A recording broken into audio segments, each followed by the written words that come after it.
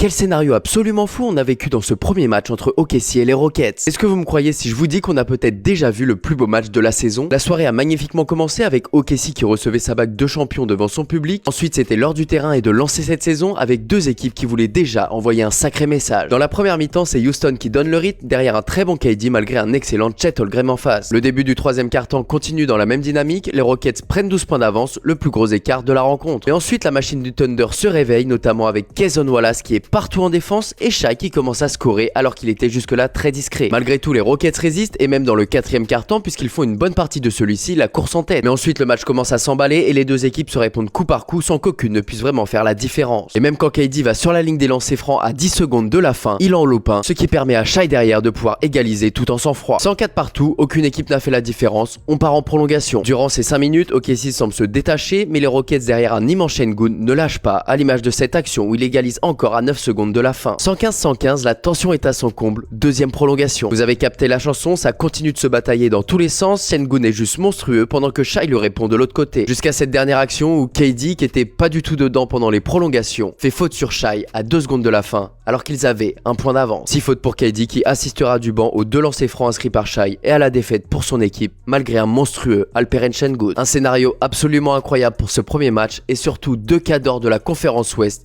qui ont déjà envoyé un sacré message.